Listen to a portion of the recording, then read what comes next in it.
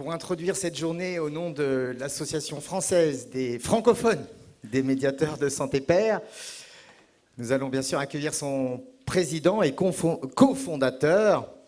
Depuis 2012, il travaille également comme médiateur de Santé Père au sein du groupement hospitalier Paris Psychiatrie Neurosciences, à l'hôpital de jour de Sainte-Anne, le pôle 16. Il est bien sûr le créateur, l'organisateur de cet événement, de pair à pair, aujourd'hui et demain, pour lequel il a réuni un plateau exceptionnel d'intervenants, dont vous disposez la liste dans ce beau programme embelli par notre graphiste Jean-Pierre Julien, que je salue au passage. Je vous prie de l'applaudir chaleureusement, Philippe Maugiron.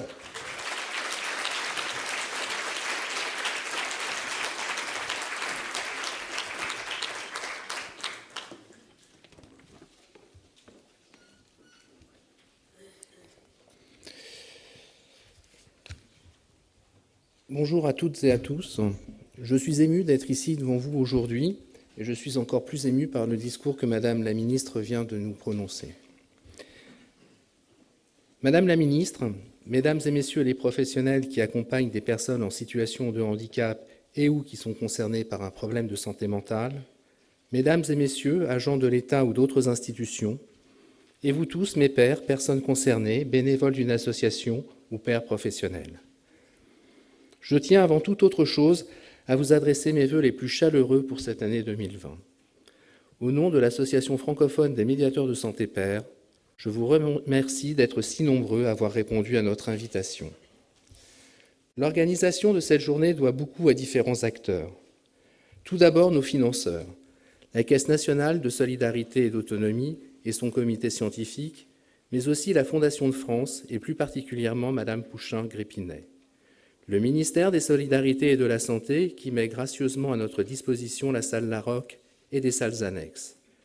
Le comité interministériel du handicap, qui a soutenu notre projet depuis sa conception jusqu'à sa réalisation, et particulièrement Madame Céline Poulet et Madame Marina Drobi. Aux intervenants qui ont accepté de participer à ce colloque, enfin, je tiens à saluer l'engagement des bénévoles qui se sont impliqués dans la réalisation de ce qui fut d'abord un projet. Je remercie tous ces acteurs pour leur participation dans la concrétisation de cette journée.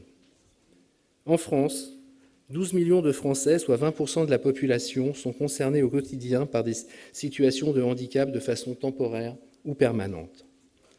L'Organisation mondiale de la santé estime que 25% de la population mondiale est concernée, à un moment ou à un autre de sa vie, par un trouble mental qui demeure au 3e rang des maladies les plus fréquentes après le cancer et les maladies cardiovasculaires. Certes, ces chiffres témoignent des besoins d'accompagnement des personnes concernées, mais également de la force que peut représenter la mobilisation des savoirs expérientiels de pair à pair pour répondre au mieux à ces besoins. L'engagement des pairs est multiple.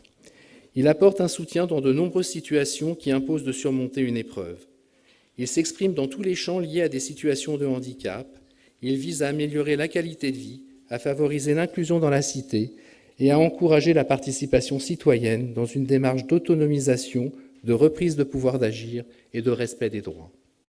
Dans ce contexte, la relation, le partage d'expériences et d'expertise entre pairs ont pour objectif de favoriser l'accès à une vie autonome dans la cité. En effet, de nombreux éléments nous invitent à penser que lorsque les compétences et les connaissances développées par les pairs sont partagées, la société produirait moins de stigmatisation et moins de discrimination. Elle favoriserait l'inclusion des personnes et elle réduirait les situations de handicap. Dans ces conditions, elle contribuerait à l'augmentation de la qualité de vie de tous ses concitoyens. Les politiques publiques portent depuis de nombreuses années cette ambition à travers le déploiement des groupes d'entraide mutuelle, les expérimentations médiateurs de santé père et un chez soi d'abord, ou encore dans le cadre de la démarche Une réponse accompagnée pour tous.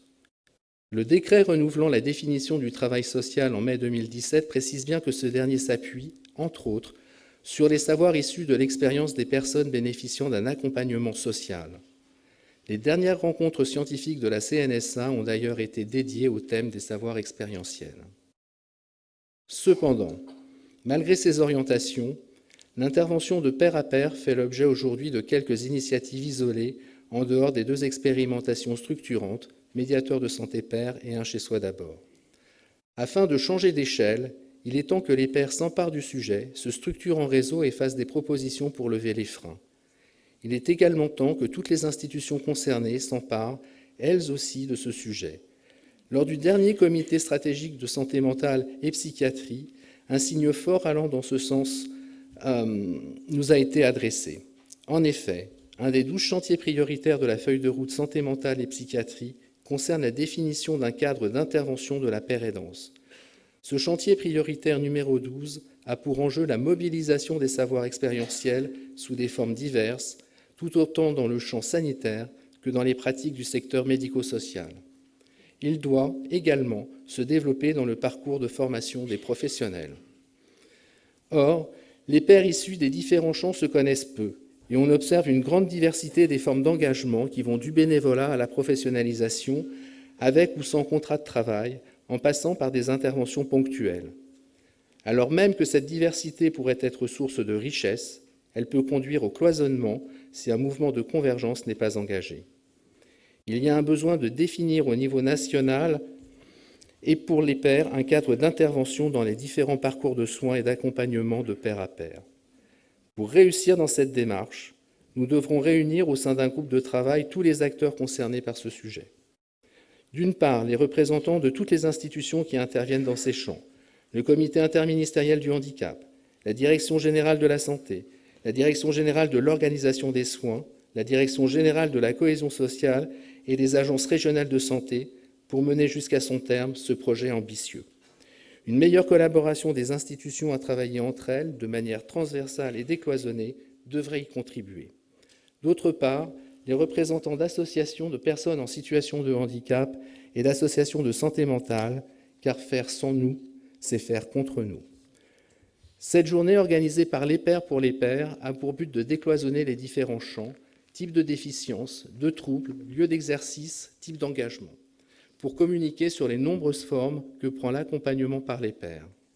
Elle a pour but d'informer les participants quant à la diversité des formations, des pratiques, des effets et des spécificités des relations de pair à pair.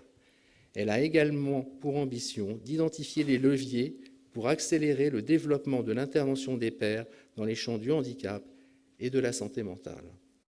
Dans un esprit d'ouverture, de rencontre et de partage sur un axe qui tend vers l'horizontalité, je vous souhaite un bon colloque.